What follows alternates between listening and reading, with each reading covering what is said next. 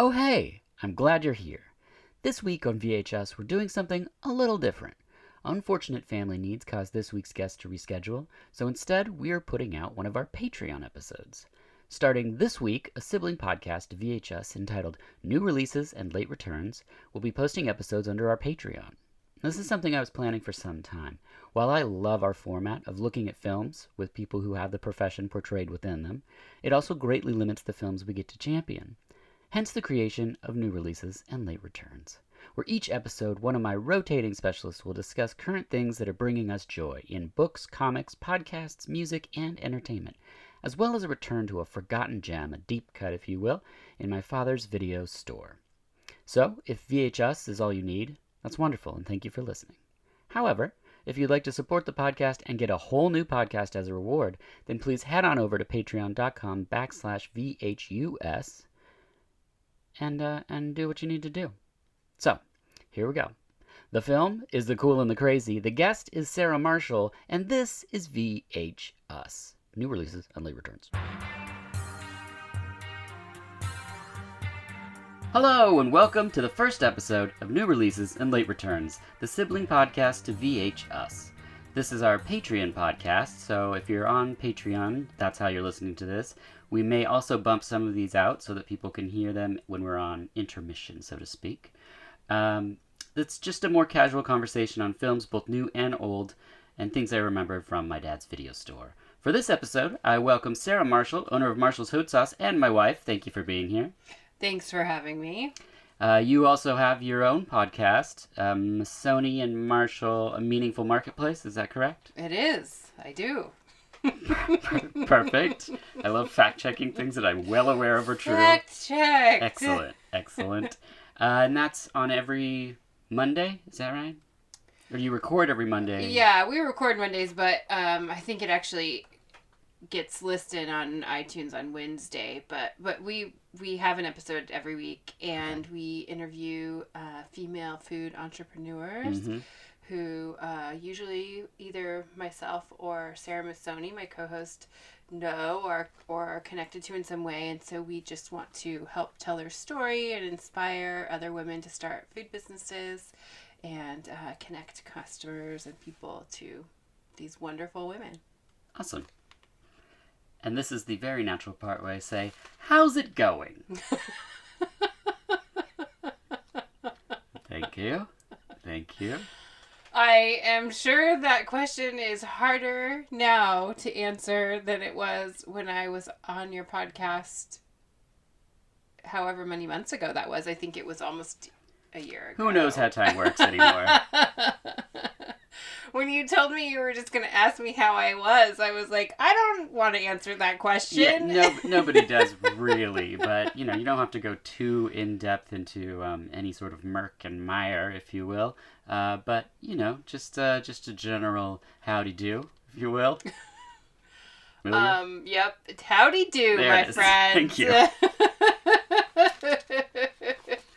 I think that I would like to tell you things that I'm into. Great. Right now. Well, let's move on to current obsessions. Okay. Things that you're enjoying, things that are bringing joy to you these days. Yeah, so that's the thing that I was going to say is that I, no matter how I feel, mm-hmm. I am just trying to, when we have a child, which you and I do have. We do have one. And I think that you try to do something that creates some spark of joy within them at any point in the day, because the world is so weird and because it's hard. You're the only people in their lives right now. So yeah. I think that has been my focus lately, is just try to figure out things to do that are fun, that bring us joy, that are funny, that we can laugh and play at least once a day. Mm-hmm. So that has got me into a different mode of things. So I was going to talk about music a little bit. Sure. Because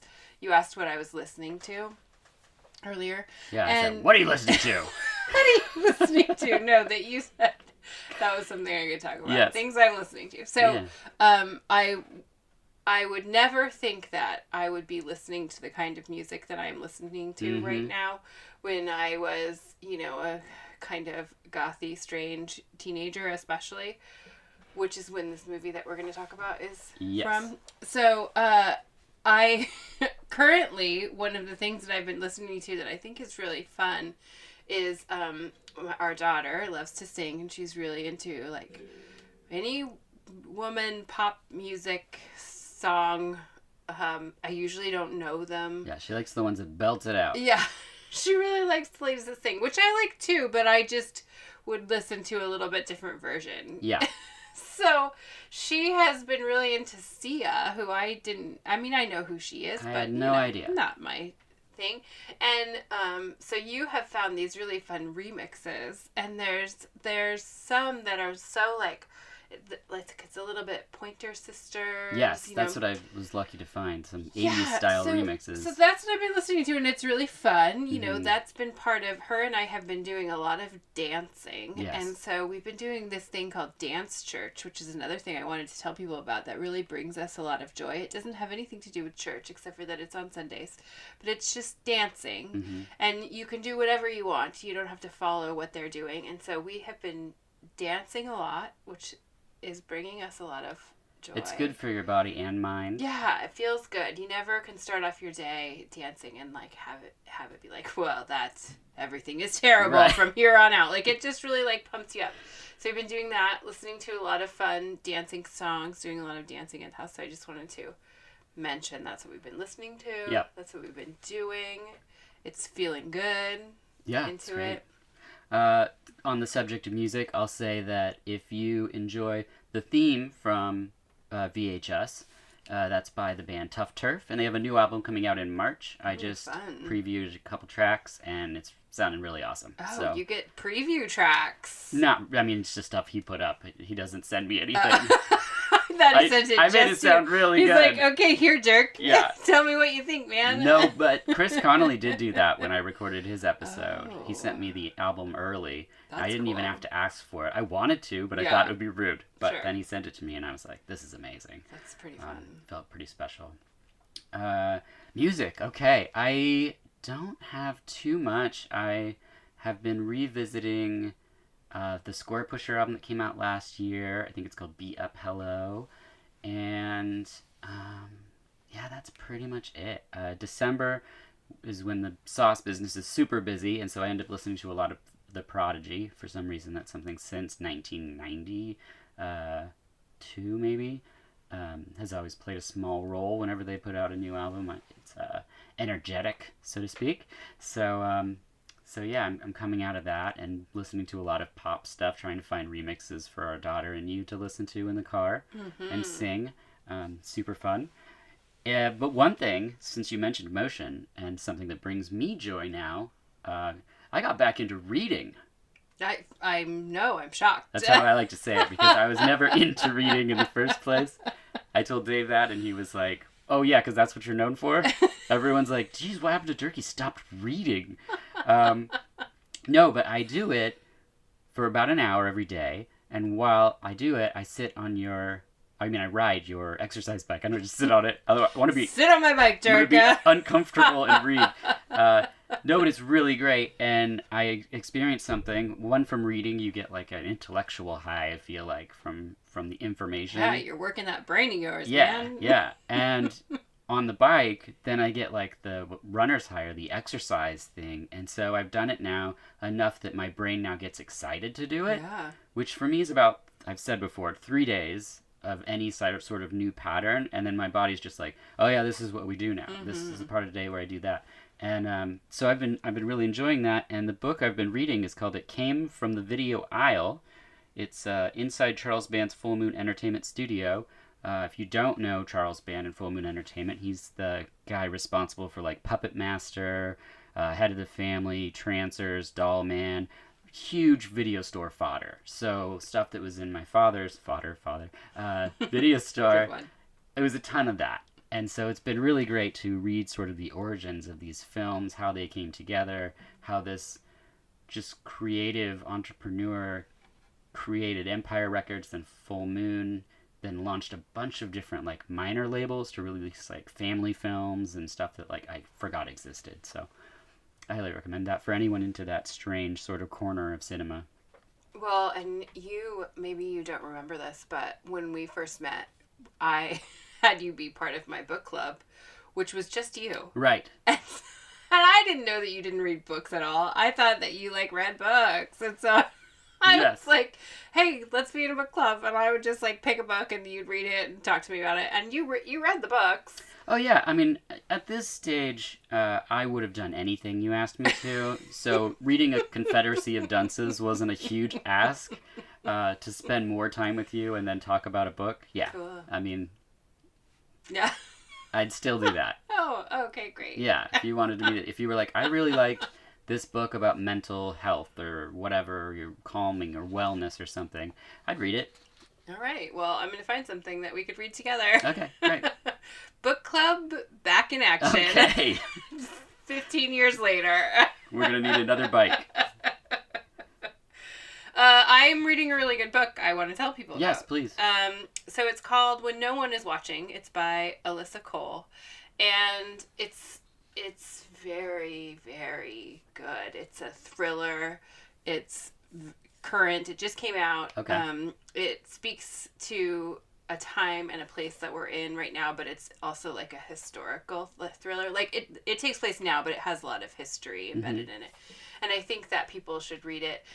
And then what I am hoping is that someone pays Alyssa a lot of money and makes it into a movie, because it would make such a good thriller. Awesome. So anybody out there who wants to make a movie, but you know, the key piece, pay Alyssa a lot of money. Okay. That's great. Yeah, it's a good one. And I also got a new cookbook I was going to mention. Yes, please. Which is called The Bottom of the Pot. And it's by Naz Derivian.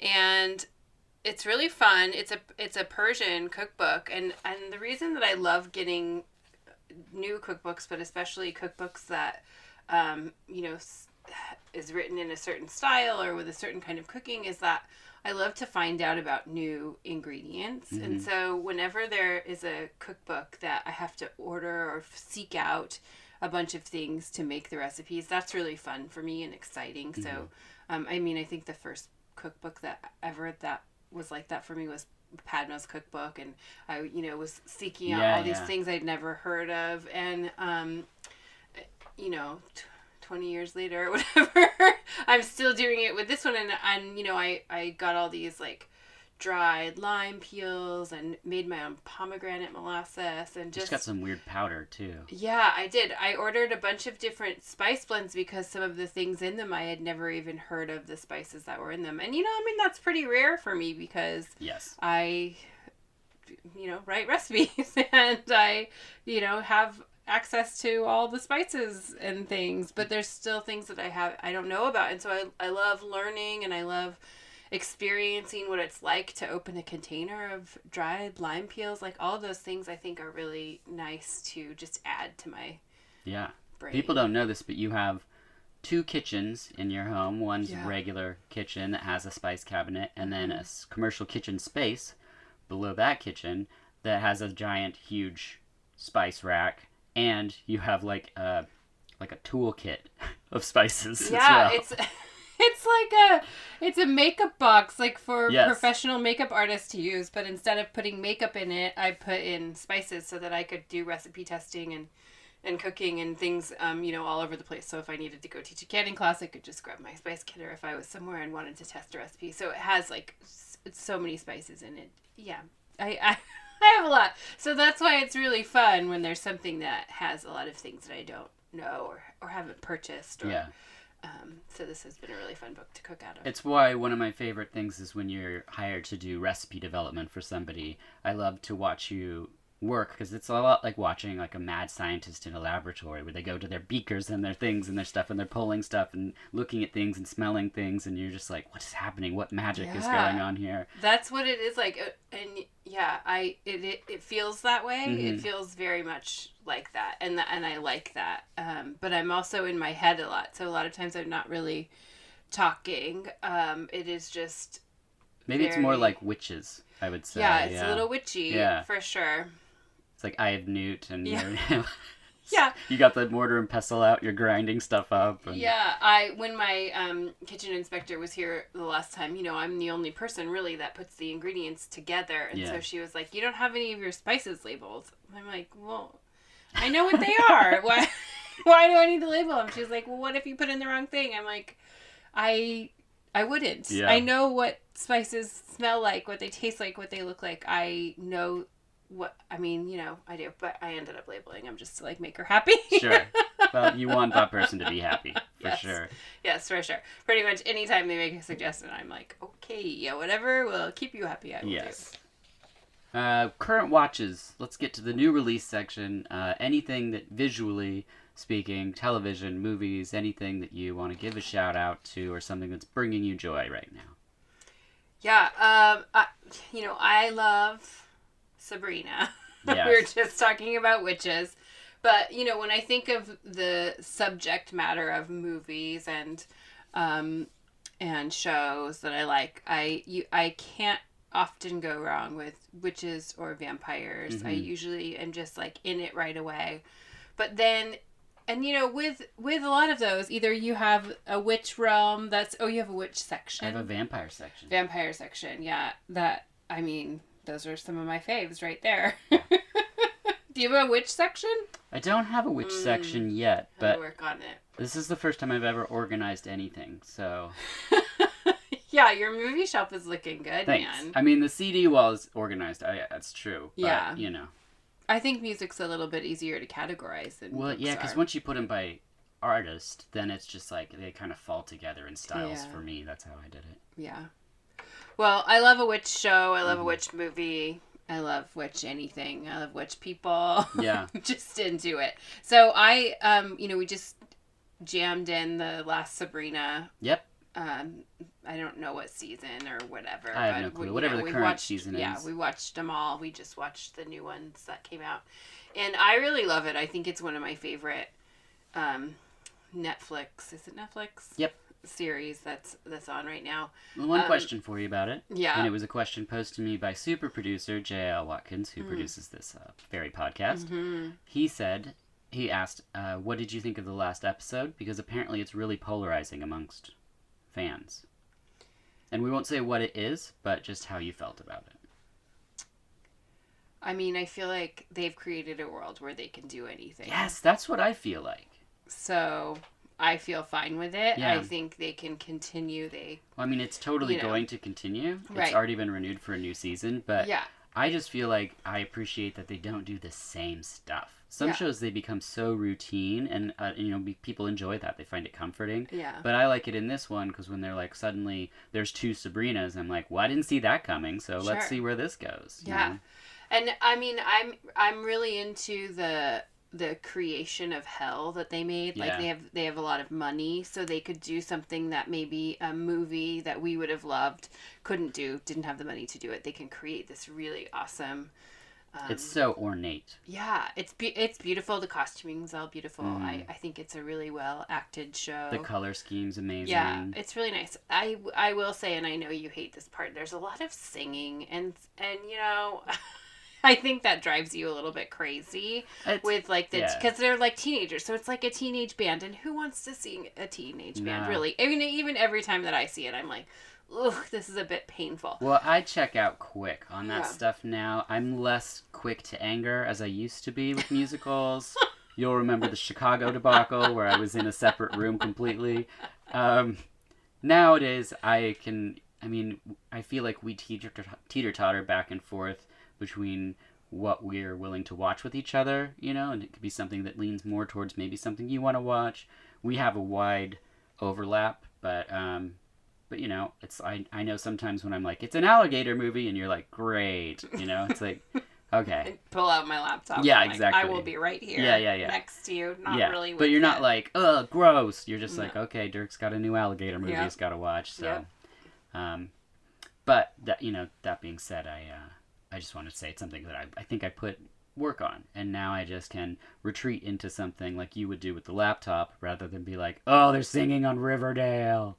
I feel like it pains you knowing how much it pains me Yeah. more than it actually pains I'm me. always like looking over like, are you okay? Yeah, yeah. But I'm never like, oh, her stupid show. Because even Riverdale, I feel like the tone, the look of it, everything's so consistent. Except for those musical episodes, which have to be for somebody. So it's just not for Well, me, you know. Yeah, it must be for teen. I don't know. I'm Gotta be. thinking it's got to be for teenagers, or maybe just younger people because they're really into like the singing shows and things. You know, much like our daughter. Yeah. I mean, I just think it's like. I just feel like I'm not the target market for so many things that I'm used to just being like, well, this part's not for me. Yeah. You know, and I'll clue back in when Jughead's back on screen or, you know, whatever's happening. Yeah, that's Riverdale. Right. Oh, I was still talking about Riverdale because that was the one yeah. that had the most singing. Yeah, I think they did like a whole season where It was a lot. or maybe just a whole episode. It felt like a Yeah, season. I don't know. It was long. Yes, yes. I just watched while you were out of town, Why Don't You Just Die, which is a Russian film where a little woman perhaps tricks her boyfriend to go murder her dad with a hammer. Very crazy, very violent, very bloody, very funny, very sort of absurd. But if that's your thing, I highly recommend Why Don't You Just Die. That's just, I think you can find it in most platforms.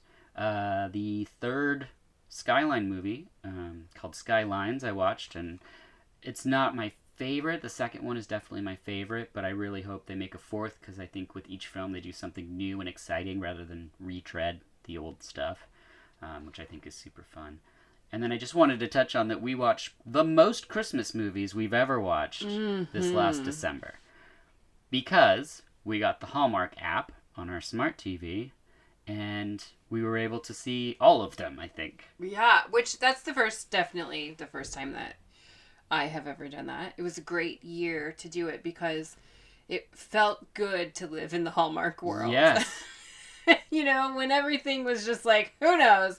It didn't matter what would happen during the day. We could put it on and I would just be like, I am ready for a Hallmark movie because it's not a Hallmark movie, which is different than a Hallmark Christmas movie. Yes. A Hallmark Christmas movie has a very strategic format that always ends very joyfully. The lowest stakes you can have in a movie. For sure, 100%.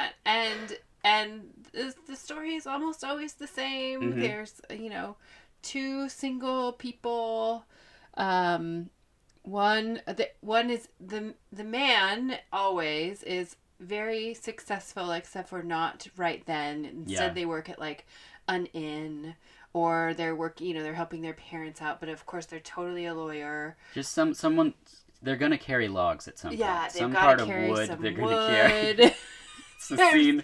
I don't know. There's a dog in there somewhere, but Yeah. the dog does not die. It is not that kind of Hallmark movie. There's no. a lot of Hallmark movies where a dog will die and become like someone's dead dad. Or also, a Lifetime you know, does like, that. No, it's that's Hallmark. Yeah. That is Hallmark. But that's why these Christmas movies are different because none of that will happen. Yeah. It's just going to be two people who kind of don't like each other at first, and then they are, you know, and the woman always doesn't like Christmas. She's too busy, and then in the She gets end, that Christmas spirit. yeah, she's moving to the country. Yep. Into Christmas. Getting married. And they are getting married, of course. Yes. They are never sleeping together before they are married. I guess Hallmark has some values around that. So if you're expecting erotic thrillers, because that's what I talk about, this is not where you are going to find it. But it's what we needed, I feel like, because it was, you know, it was fun. It was painless. Yeah. I liked all of the different themes because they always have to be somewhere wintry pretty much, you know. And so you know, I had some faves. I already know number one. It's going to be ice sculpting. Ice sculpting, yes. That, I mean, there were 2 or 3 ice sculpting movies. Yeah. My favorite thing they do is they lean so hard into a theme. And so if it's ice sculpting, everyone in this town ice sculpts. Like, it's just like every scene is ice sculpting. Like, they are ice sculpting at the market. Yes. They are ice sculpting at the Christmas tree stand. You they walk are down the ice street. sculpting everywhere. Yeah. It's really amazing. So good. So the ice sculpting ones were my favorite.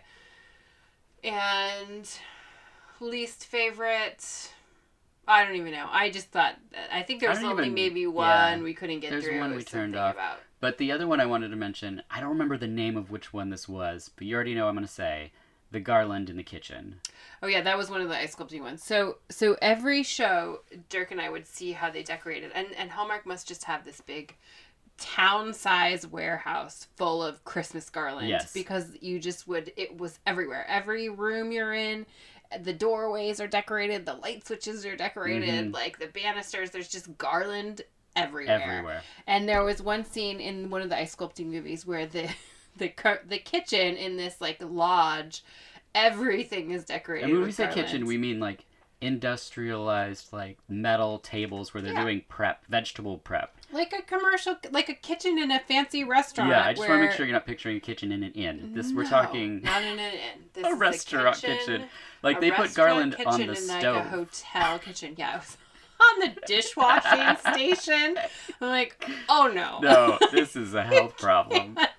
Can't do that. There was like big red bows on the ovens. I'm like, those would melt. Yeah. But I thought that was funny too. No, that's the thing. It was good. It was great. We enjoy the camp of it all. It's very, very fun. Yeah, it was a good way to spend a weird holiday season. Yeah, and anytime Garland popped up in a scene, we would do the death metal Garland. Yeah. Which is very fun. It's a great way to end the day. So you start it off with dancing and then end it with a little bit of that. Those are our coping skills recommendations. Yes. I agree. Also, it was a great contrast because I was prepping the Santa episode, so we were revisiting Dial Code 3615 Dial Code Père Noël, and what was the other one? The one that has all the naked Santas. Oh, God. I just blanked on the whole name of it, and I did an episode about it. Rare Exports. Yeah. Yeah. And I always like to watch Elves or one of the Silent Night, Deadly Nights. I mean, I like a whole Christmas section right here. Bloodbeat. So then, we can watch the lighter stuff afterwards, which is pretty nice. Other things. Last I just wanted to say that we watched Spontaneous, and if anyone hasn't seen Spontaneous, I wanted to give that film a shout out because it was one of my favorite viewings of the year. Yeah, mine too. I would say it's my favorite for sure. Yeah, and I learned, I didn't tell you this, from the director that the concept, the book it's based off and everything, it was very much about school shootings. Yeah, that's what I thought I watched it. But the great thing about movies and when you watch them is when you watch it now during a pandemic and everything, that also feels like a possibility. Mm-hmm. So some of the conversations we were able to have afterwards was about it sort of existed in a place where there wasn't an actual answer. Yeah. And I thought that was really fun to have that experience and then have someone give you the answer and be like, but it's also fun to think about it as these other things too, But it's a wonderful film. It should be studied on just the deft way he uses tone, the way he can move from serious concepts to comedic things to end with like a heartwarming, hopeful feeling. I mean, I wept. I stood up. I was like, I'm not ready for this. It was great. I loved it. So Spontaneous is the last thing I wanted to say for new releases. Which brings us to late returns. Mm-hmm. This brings us to the film of the day, and it's called The Cool and the Crazy. Cool and the Crazy.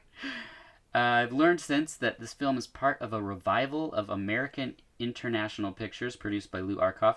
The concept was a 10-week series of 1950s-inspired B-movies made with a 90s edge. He thought... wait, what? Oh, he thought this... He wanted to do like a remake of Rebel Without a Cause, but like set then. Yeah. So, I mean, that makes a little bit more sense with this film. It was also written and directed by Ralph Bakshi, who you might remember from our Cool World episode with Mick Cassidy.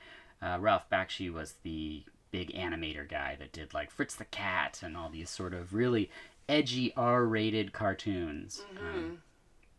Some of which were set in the 50s. So kind of makes sense. Makes sense that he would do. Well, I knew what you just told me about the Showtime series because I had to look it up because it didn't make sense to me that I had never heard of this movie. Right. For a few reasons. So, the movies that we're going to talk about are erotic thrillers, right? Because I love that category. but so I would have thought that I would have heard of it, but who I love more is Jared Leto. Yep, Jared Leto. And he is the star in this movie. And so I couldn't believe that I had never heard of it because Yes. I had his picture hanging in my locker. Yeah.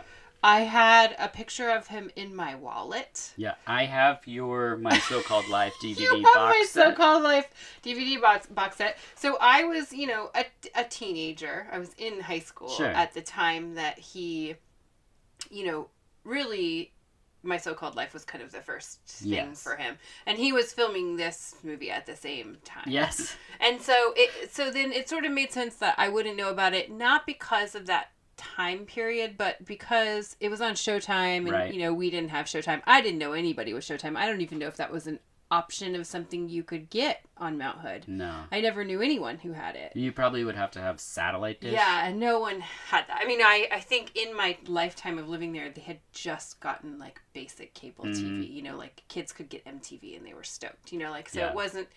Showtime was too much for where I lived. But I that's why I didn't see it. Sure. So we should just mention that there's two main stars in this Yes. film. There's Jared Leto and Alicia Silverstone. Mm-hmm. And when you see those two names, I was just like, how did I not know this movie existed? And then you figure out the Showtime situation. You're like, oh, okay. But like Dimension Films put out the DVD. It should have been in video stores on shelves. I would have rented it off the cover. I just never saw it. I don't know when it actually hit DVD, but the film follows the marriage of two people, Alicia Silverstone and Jared Leto, and they're married. They married young and had a kid, and then things aren't going swell. It's basically the setup for the film. Yeah.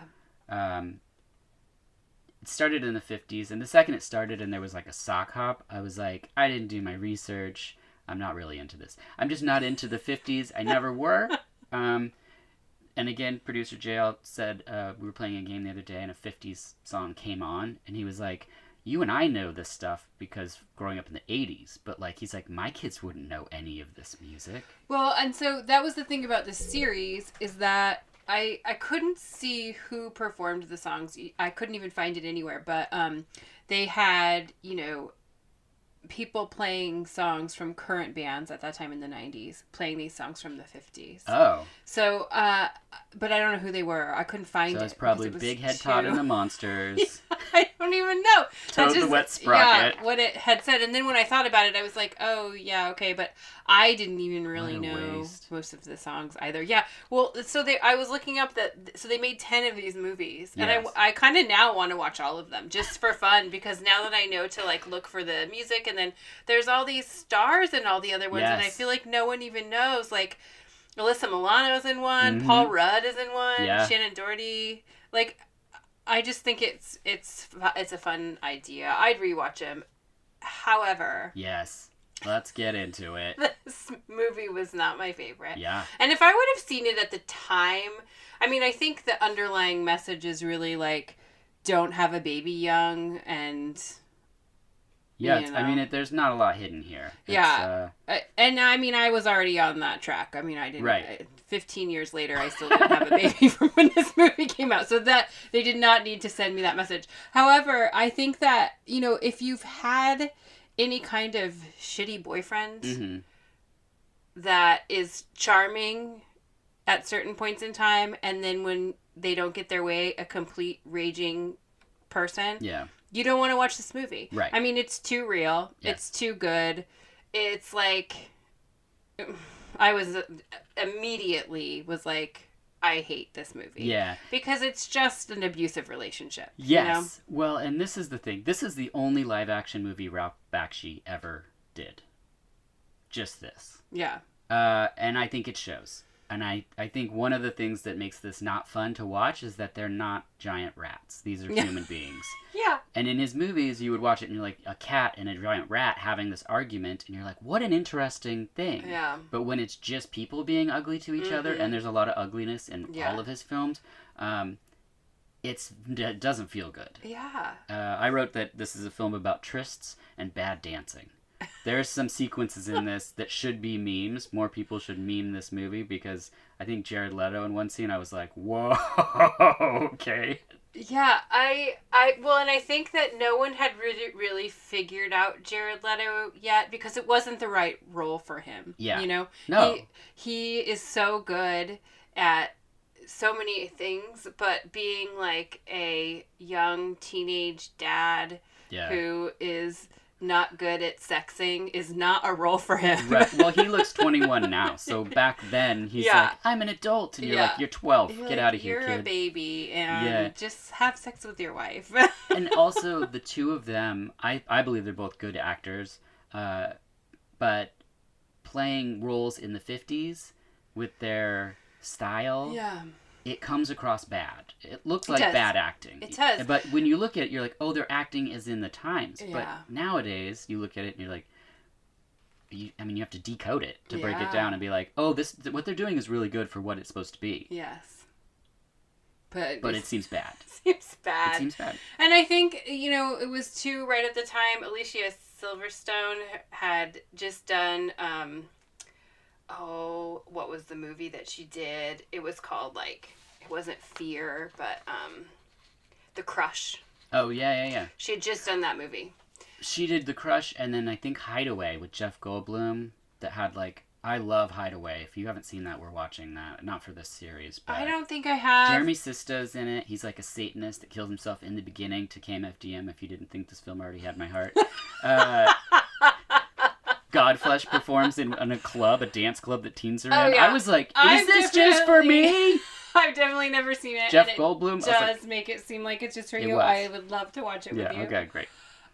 No, so she had just done The Crush, which is I feel like somebody watched her in that movie and was like, oh, she's like a young girl who people now think of as this person that will do sexual things in public. And so that's it's like they took that scene and they did this scene because they were like, oh, now here, I'm glad that's not what she ended up being known for. Was she also in Poison Ivy? Was that also her? Yeah. At the same time. I think so, yeah. I mean, I think because she had this kind of young, matronly look a little bit, and then they would always but also twist it a little bit. I feel like people saw her in those Aerosmith videos and were like, oh, she's evil. Yeah. she's in with Aerosmith. She can be good and evil. Yeah. And yeah, you know what my favorite role for her is? I would love to know. It's so weird. In Batman Returns, she was Batgirl. Oh, wow. And it was... The one with Robin? Yeah. And George Clooney? Yeah. Oh, you know what? Honestly, I don't think I saw it. I saw it, and I loved it. I loved it, and I loved her in it. Wow. I don't know why. I think I remember maybe some, circus-y things. That's all it takes, really. Yeah, I love an evil circus, so I think there it is. that was it. That's a big takeaway. I liked her in that. Mm-hmm. Yeah. It's favorite role. That's good. I marked a couple notes. I said sailors are murdered for no reason in this movie. Yeah, they're just beat up for no reason. I mean, they're killed. Yeah, murder beat. The murder beat. Yeah. Yeah. Or beaten to death, but murder beat's good too. Yeah. So I mean, that's the thing. The movie takes a twist where it's supposed to get really dark, but I feel like it was already really dark. Yes. And just the regular relationship. But you then already all of a sudden felt it's gross. and now it's the mafia. Yeah. And then you're like, oh well. And she's seduced on the beach in front of a bunch of parked cars. That's what I was talking about. He is bullying her into having this. And that's her new boyfriend. Sexual encounter. Yeah, in a parking lot. And at first I was like, are they just on the side of the road? And I was really disturbed by it. And you were like, no, they're on a beach. But it's where people are parked to make out. In front of the parking lot at the beach. No. It's gross. They're on the beach, in headlights. Yeah. So all the other cars can see and them. he's undressed. Yeah. Hate it. Not good. Okay, so I did make a note here. She made this in between the Aerosmith music video Crying and Crazy. Oh, there we go. And it was a year before Hideaway and Clueless, which was 95. Okay. Mm-hmm. Which is crazy. But what a good run for her. Yeah, she's had a good run. It's a film about the battle of a life versus family and the puritanical ideals versus sexual freedom, which sounds like a very Ralph Bakshi thing. I just wish it was fun to watch. Well, yeah, it is because like there's a lot of things going on where it's like her friend like they they get married without even ever knowing each other. I mean, they just have a baby. That was very common. You find someone, you get married, you have a baby. You don't even really know them. Yeah, you got to get it done. Yeah. Just gotta make it happen. But then I like that some of the themes in there is like it's at a time too where women were just seen different. I mean, that's all they did. They were a thing. They didn't work. They just had a baby. That's it. Mm-hmm. And then you stay at home and I'm going out. Yeah, and then her friend is like, and I'm not wearing a bra, and that was like a big deal. Yeah. Little did they know in the 50s that most women would not wear bras just because. Yeah, but this is a good time to mention from a previous episode that you let us know that women don't wash their boobs for as long as they do in horror movies. Yeah. Especially in the 80s. 100%. I was wondering, because there's always like a good 4 minutes of boob washing where I was like, I don't understand. But that's... Yeah, too long. There you go. You always have the good boob takes. I mean, breaking it down for everybody, do your thing. If you like to wash your boobs for a long time, do it. If you don't want to wear a bra, don't wear a bra. That's true. Find joy where you can. Yeah. That's great. There's also a climax car chase in this movie where they just put Alicia's scream over the top, and it's just deafening. It is so unpleasant. But I think that's the perfect example of it would have been a great cartoon car chase. Yeah, if she was an owl or something. Yeah, yep. Mm-hmm. It would have been really good. Super fun. Anyway, it gets worse. And the baby is just gone in the last third of the film. I know. Where'd the baby go? I don't know. No one's watching the baby. They're both out of the house. Yeah. And I guess the baby just grew up. It had that Benjamin Button disease or something, and it's a full-grown man now. It's very strange. And then it ends with an insane montage. And that's the cool and the crazy. Cool and the crazy. It is something. So again, my apologies to you, as this is not an erotic thriller, but this is also a great example of why, when you come across lists, be wary and do your research, because while I am glad we got to cover this movie, the next one we'll be covering is an actual erotic thriller. Oh, cool. Well, I do like that you had me watch something new that I had never heard of, and I do want to watch the other ones, because now that I know that that it was like a 10-movie series. It's great directors. I want to see, like what else was done with it. So if you can track them down. I mean, I don't know if it was hard to find the cool and the crazy. Well, they're only available individually. There are no box sets. I believe the series was called like Rebel Highway or something like that. Yes. Yeah. Yeah, so you can only find them, I think, on random. If they were ever purchased, I think, by a company to distribute it, then, like, Dimension picked this one up. Maybe Dimension picked all of them up. I'll have to look into it. But there was definitely, like, 3 or 4 where I was like, oh, I want to see this. Yeah. Just based on the cast and director. Same. Cool. Any final thoughts on our late return? I don't think so. That was it. Yeah. That was my take. Great. We covered it.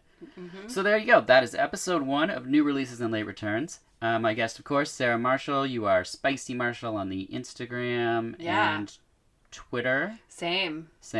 Website, marshallshotsauce.com. That's HAUTESAUCE. Be sure and check that out for delicious spicy sauces. And you can use our promo code VHUSPodcast for 20% off. I'm Derek Marshall. Thank you for listening. Bye.